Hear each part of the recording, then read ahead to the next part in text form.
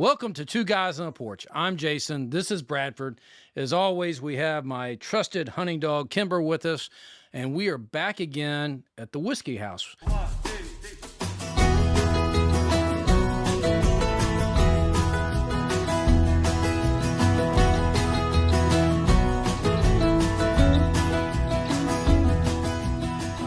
This is a place like heaven on earth.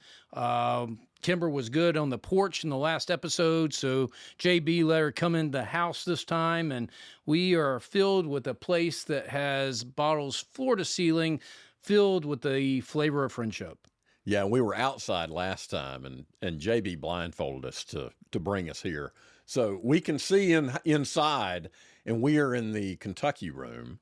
I'm wearing Tennessee garb, representative of our state, not the school. Just to honor the Tennessee room. Spoken like a true Auburn fan. Well, I've lived in Tennessee longer than anywhere else. You know, to go along with our topic today, road trips, my first wife took a road trip to Tennessee, called me from the town square in Franklin and said, we're moving here. So I did, sight unseen. Wow. You're a wise man. Yeah. Yeah. But there is a Tennessee room here. I mean, absolutely. Yeah. We are, so as we talked a lot about last episode, this is a place filled with bourbons and whiskeys from all over the world, most prominently Tennessee and Kentucky, and we're in the famed Kentucky room. There's also a library, a chapel. You guys need to get to the Whiskey House. You need to find a place where you can buy through a charity auction, a tasting here, because it's a wonderland for those who love whiskey. Well, and what we're tasting today, and this is really just an example of JB's generosity, because we came in with a plan. We're going to taste this, this, and this, and we dropped two of them because JB was like, no, you've got to try this, and we were like, okay. No, his specific words is, no, you want to do something really stupid? And he pulls out a bottle of 23-year-old Purple Top Willett. Yeah. Wow. Which is like the most rarefied air of whiskey. Right, exactly. Yeah. JB, is a big Willett fan, as we are. Yeah. And so thank you, JB. Appreciate your generosity. Yeah, so we are tasting 4 Willett expressions today. 2 of them are in probably the most iconic whiskey bottles that exist, the Pot Stills, which are at my feet here. One is their standard Pot Still, which is it's a beautiful bottle. It is representative of their original Pot Still. And you can buy that most any liquor store any time of the year. It's about $110 a bottle. And then what JB provided was a single barrel. Right. The history of it is back when it was originally released about 2008 or so, it was a single barrel. This is when Willett was just coming about, or excuse me, they just came back. Yeah. They've been established since 1836 or something, long time ago. You'll fill us in. But anyway, they came back, and so this was back in the day. It was it was single barrel. Now it's small batch. So this is, JB was again generous and donated something that you can't go out. It doesn't exist anymore. It was or no longer produced anymore. It stopped producing around 2015 when Willett started to bring it in house. Rumored to be previously produced by Heaven Hill. Yeah. And what's interesting about this and what I'm excited about is I've had the Willett Pot Still. Right. It's worth buying just to have the bottle around. Sure. It's fun to iconic. have at a party. But I don't love the whiskey. I've never been overly impressed with the whiskey. But he was insistent that this single barrel makes a difference. So I'm really curious about that. Yeah, we're going to learn a lot today. We've also got it's kind of a new thing. I think it was released in 2022. It's their wheated Black Label, Purple Top. I don't know exactly how it's referenced, but it is wheated Willett, which is unusual for them. Correct. They don't typically have a high rye, but it's rye present, let's say. They're not doing a wheated whiskey, but this was specific to do a wheated. It's an 8-year, and I'm really excited to taste it. And then what JB shared is, as I said, rarefied air with 23-year-old Purple Top. And you've got various age releases of Purple Top. They're all extremely high proof, and I've never had a bad sip of this stuff. So we're not going to have one today. Correct. So Yeah, glad to be here on our road trip to Whiskey House. Indeed, it's been a fun experience. Thank you again to Whiskey House and JB. Be sure to like, subscribe, and look up Whiskey House. Yeah, so we've talked about all this whiskey. We hadn't tasted one.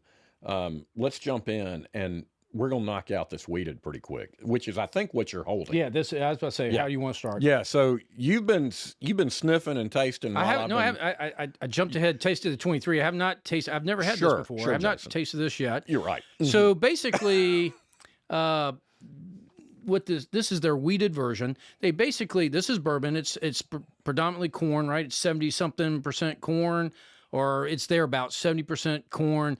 But instead of being 15% rye, it's 15% wheat.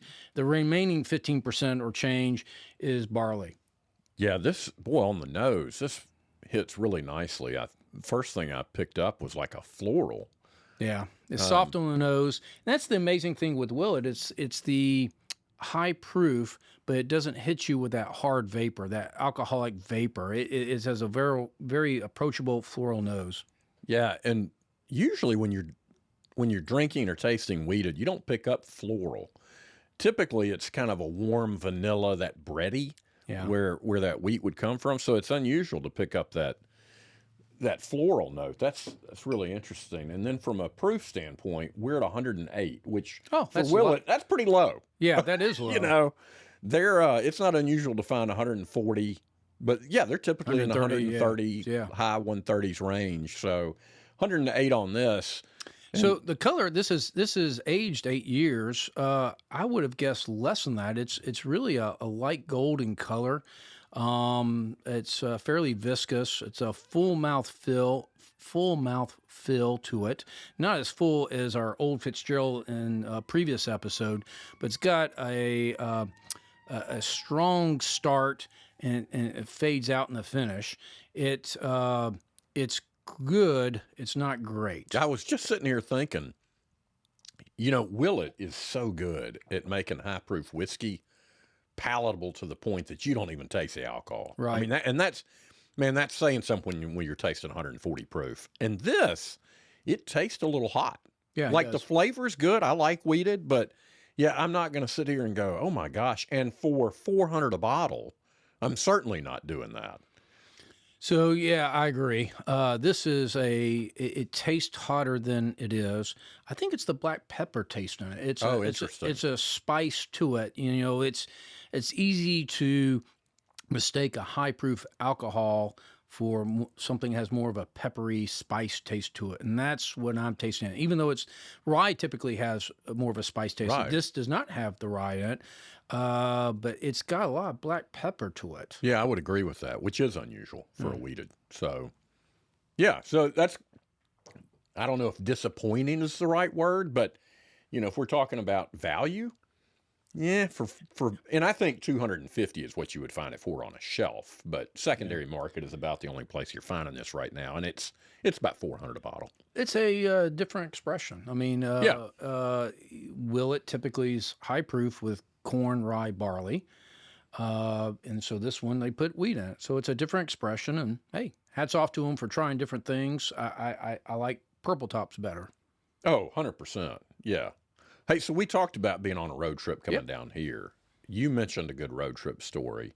I've got one from college, but I'm interested to hear yours. So I got a great one. I think road trips are more than the trip itself. There's something about road trips that just solves life's problems. Having windshield time. Emily, you know, whatever happens, you just need some windshield time. You know, put the keys in the car, go drive somewhere, and have some windshield time. So you're more about the journey than the destination. There are different tools for different jobs. I think you can have both. Sometimes you're just like I'm going to go visit my mom and for Mother's Day, and so I'm driving to Memphis, right? That's just get to Memphis. That's just get there, not necessarily. Oh, but such a lovely drive from here, It Jason. is. For those of you that don't live here, there's not a worse 3 hours between Nashville and Memphis on I-40. Yeah, and bless your heart if there's a wreck, because there's not a lot way to get around it. But some journeys are more epic. And so my most epic road trip ever was actually somewhat of a ruse that Emily played on me back in the day. So we were in college. We dated in college. We're college sweethearts. And so we went to school at Emory in Atlanta. And so we're coming back from Christmas break. We had recently broken up. And so at the time we're not together. Emily is originally from Fort Walton Beach, Florida. So she's flying back to Atlanta, flying through Memphis. She calls me up. She's in her layover in Memphis, and she calls me up and says, "Hey, I missed my plane. Can you give me a ride back to Atlanta, from Memphis to Atlanta?" So now your ex-girlfriend is called to ask for a 6-hour ride back home. Oh, this was before certain interstates were in place. So it was back then. You had to drive to Nashville, down Chattanooga, Atlanta. So it was a good 8 hours. And what you don't know is at the time I was driving a '66 Mustang. Loved the car, still have it. Yep. But it wasn't in the shape then it is now, I'm guessing. No, and it's not your Gran Turismo. It's not your GT. So it's a good 8-hour drive. Yeah. And so but of course I'm not going to leave her stranded. So I pick her up at the airport and we go back to Atlanta, and lo and behold, through that 8 hours of windshield time, we worked out our differences. We started dating again, and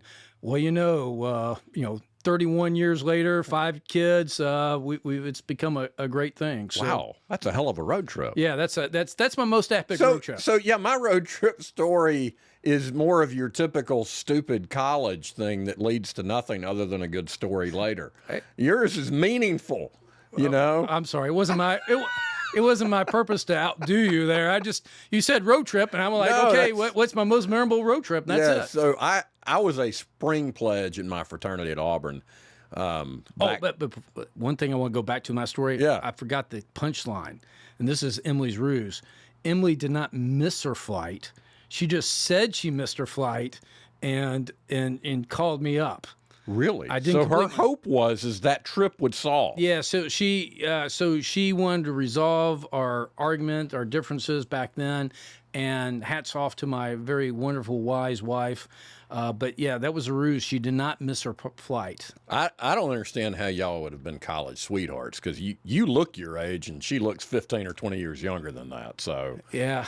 So I think you've been lying about that for as long as I've known you. What's the saying? I outkick my coverage. Yeah. So there you go. I didn't mean to interrupt you, but I needed to complete that thought of the ruse. Yeah. So back to what I was saying. It was mid '80s college. Pledge class of spring of whatever, and they were, the fraternity brothers were like, hey, y'all need to take a road trip and go here, there, different fraternity houses, and take a picture and whatever. I don't even remember all those details.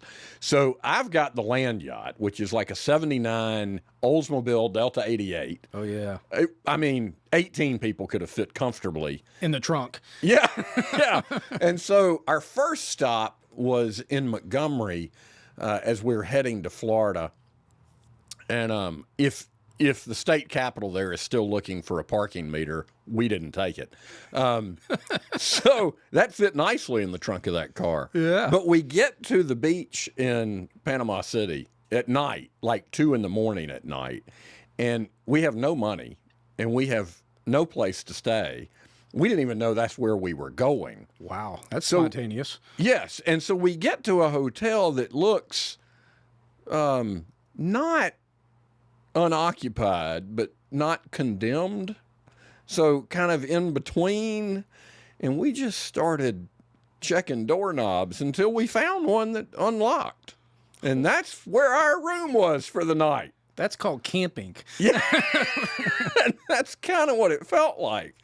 And then, we got up the next day, and I don't know, some people may have imbibed a few adult beverages on that trip, and not the driver. I was the designated driver, and then from there we went to Georgia Tech and a couple other places before we came back home. So the next morning, did was there some place to register or go in? Did you see people there? Was it abandoned? It was not abandoned. We didn't look for anybody. We snuck out. You got out before the maid. We snuck in and snuck out. So, Hey, so let's try Man, 23. I'm looking so forward to this. I almost feel like the pot still is going to be a letdown after we're tasting 23-year-old Willett. Yeah, this is of the four we're tasting, this is the best. This is 23. Oh, you've been over there sipping on it. Heck I'm yeah. telling stories. I just you're look sipping. stupid. You keep on talking, I'm going to drink. So this has a great floral nose to it again. The high proof does not come off in the vapor. Very viscous, full mouth, more of a full mouth taste than what we previously had, the Black Label Purple Top. More oak, more caramel, and more of a stronger finish. It stays with you. It's not, again, not the burn of alcohol going down your esophagus, but it's a rich caramel oak flavor. Yeah, it's 132.2 proof, so lower than what we've tasted at some of their other purple tops, but not the lowest. I think we've done some 128s around in that range. 132 is up there. Oh, yeah, it's high proof. I mean, it's a standard Willett for sure. 23, man, I never thought of tasting this. I mean, we've had Pappy 23. Yeah. But this is, I'm looking at the color, and it doesn't look like it's sat in a barrel for 23 years. It's darker, though, than the 8, and granted, it's not purple top, but Black Label Purple Top, aged 8 years. It's definitely darker than that. It's a dark amber color, almost orange. So, well, it's phenomenal. To your point, that chocolate I think you mentioned, I pick up on almost immediately. And again, how they do this with a high proof where you're not tasting that alcohol, it's remarkable. So that's the magic of high proof bourbons, whiskeys, is that high alcohol content gives you flavors that are not there in the bourbon or whiskey. And so I was sipping this. I was excited about this. I was sipping this before we started filming. And you're right. The first instant thing I tasted was chocolate. Wonderful with it. Chocolate, caramel, oak. Wonderful. Yeah, it's got a whole lot of different flavors in there. It's remarkable. Yeah, the high alcohol makes it more complex. Yeah, and I know I say that pretty much every time we taste something really good. It's, remarkable. And so at some point we might need to just do a remarkable episode where everyone I've used that word on, we're going to taste again. It's what was that Will Ferrell movie, Anchorman, in the sportscaster, whammy, whammy, whammy. We could do a remarkable episode. Remarkable, Right. Complex. Yeah, because this hits that. It's reminiscent of that old Fitzgerald 19 we tasted. It's a different animal, but it's in that ballpark of how good something is with a Pappy 23. I mean, it's a different level of good. And we had 18-year-old that we bought at that auction. You bought the tasting of that 18 right. that JB brought to the JDRF auction. I'd say this is a step up from that. It is. That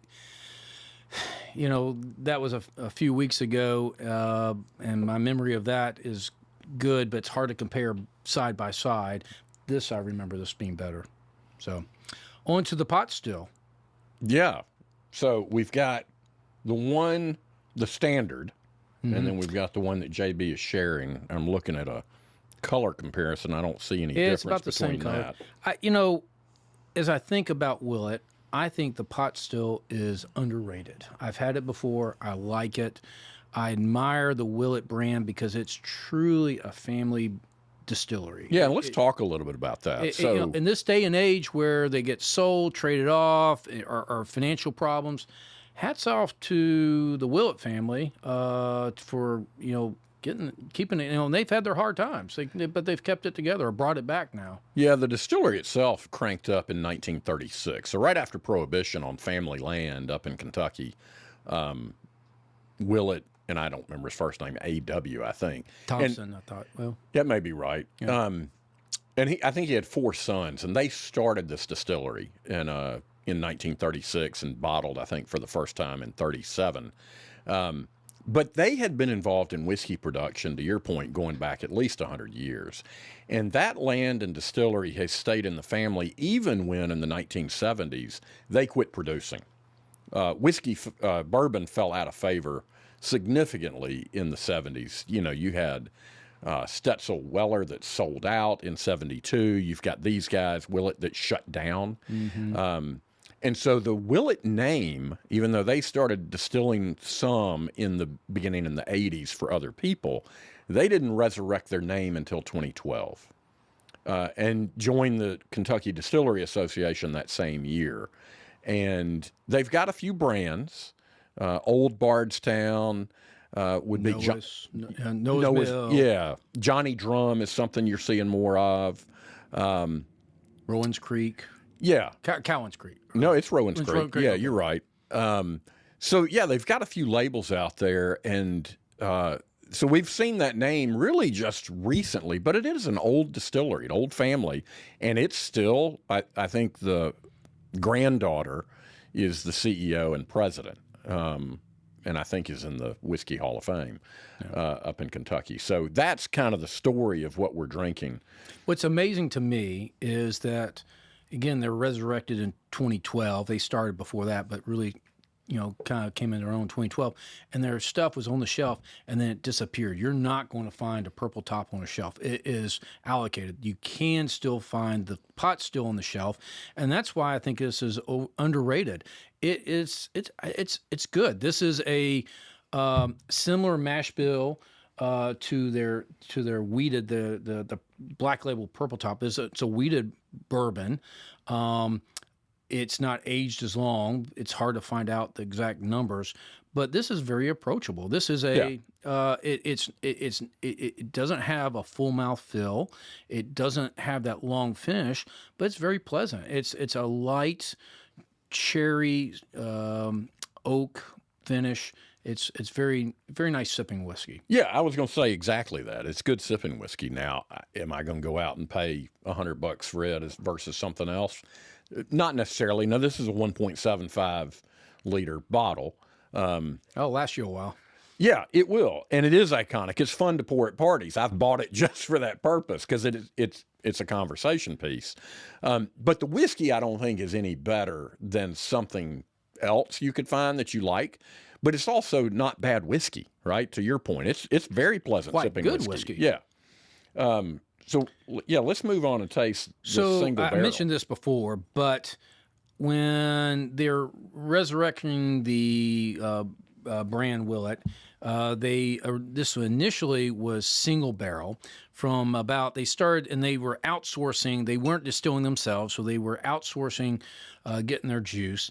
Rumor have it was coming from Heaven Hill, and at the time it was single barrel. It would say, you can see it on the strap across the label, single barrel. It was single barrel up until about 2015 or so. That's when they started 2012 they started more distill it themselves. 2015 they switched from single barrel to small batch, which literally means instead of being from one barrel, they take it from a dozen barrels. They do a slight blending there. I've not had this before, but this is a original single barrel back before they started turning into a small batch. And so this likely came from Heaven Hill. Yeah, so we've talked about single barrels before. Unless I'm going to taste it beforehand, I'm not buying a single barrel because every barrel is going to be different. Correct. Where in the rick house it was, how the temperature changed, the movement of that barrel. It's a very different taste from barrel to barrel. You wouldn't think it, but it is. Well, whoever picked this barrel, man, they did it right. They did good. I mean, this is a different whiskey. I mean, this isn't even in the same. It's a 94 proof. It's got the same. And I would say it's a multi-level blended mash bill because you've got a couple of different things. But this tastes completely different than what we just had. You're on the money, right? This is it's very smooth. So whereas the other is, it's good whiskey and you can pick out some things that are pretty standard to a bourbon. This is really complex, very balanced, very smooth. I agree. It's still very approachable. It has more of a light taste to it. It's still it's not as full mouth as our other big ones, Old Fitzgerald. It's like the other pot stills. It has a very smooth caramel taste to it. Floral again, a little bit of apple in there as I taste. Apple and just ever so slight pepper. Now, what's dangerous about this is you could pour a full glass of this and not realize that you finished it about 30 minutes later. Yeah, that's right. And at 94 proof, you're going to be feeling it about 30 minutes after that. But yeah, this would go down so smooth, you're not even paying attention. So that's amazing that something could be so different. Right, it's remarkable. Yeah. There's that word again. Yeah, remarkable. Whammy, whammy, whammy. So here's the big question, going back to our topic. And I raised this with you when you started talking about that story. Is it the journey or the destination? And then is it really, from a life perspective, is the whole thing just a big, long road trip? Yeah, I think it is, right? I mean, nobody gets out here alive, right? And you can't take it with you. Howard Hughes was famous for saying, "He who dies with most toys wins." With all due respect to Howard, I don't think that's right. Right. He was very much of the mindset $1 more is all I need. But at the end of the day, it doesn't really matter. That type of stuff, it's gone. You're not taking it with you. Even if you amass a bunch of stuff, your next generation can just waste it away. It's gone. So, and it doesn't really gain you anything. So a lot of it in life is what you make of it while you're here. The relationships you have, how you treat other people. I think a lot of your character is how you treat other people when nobody else is watching.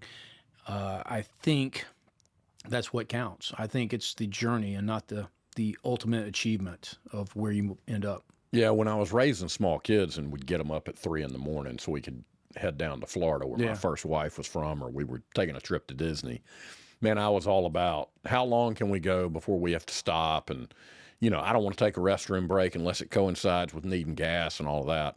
Well, as I've gotten older, I can't wait that long to go to the bathroom anymore. So that that forces a bit of a stop. But I think, to your point about age and stage of life, as we've gained more experience, we realize if you don't embrace the journey, then you get pretty wrapped up in the angst of life. And there's no point because you're not getting out alive. So you might as well take a break and enjoy the journey and realize what the point is. And that's to spend time with your wife or your kids, or whether it's, to contemplate while you're driving by yourself. So true. Yeah, I think there's a point in all of that. So, as we've tasted some amazing whiskeys today, remarkable whiskeys, at least 2 of them. Which one did you end up liking the most? There's no way of getting around that Willett Purple Top 23. I mean, it is an otherworldly kind of a whiskey. I think I'm most surprised, because I knew what to expect with that. I'm most surprised by that Willett Pot Still single barrel. I agree. It's not the best, but I'm most surprised by that. The single barrel Pot Still was definitely second place. It's better. Yes. It's so third there is the Black Label Purple Top, right, trying to compete with the regular Pot Still, the small batch Pot Still. I think I like the small batch Pot Still better than the Black Label Purple Top. Oh, so you would put this in 4th place of what we tasted today. Yeah, and I would probably have it 3rd. Although it did taste a little hot, so you could probably talk me into the other with another pour. That'd be the way I look at it. Well, guys, thank you for joining us today on Two Guys on a Porch inside the Whiskey House in the Kentucky room. Thank you again, Whiskey House, JB. We couldn't do this without you. Look them up. Really, you need to do what you got to do to get to this place. Thank you again. Be sure to like and subscribe. Cheers. Life is much better with friends, a drink and cigar, and some Two Guys on a Porch swag. Let us know what your drink and cigar of choice is at twoguysonaporch.com, and you'll be entered into a drawing to get some Two Guys on a Porch swag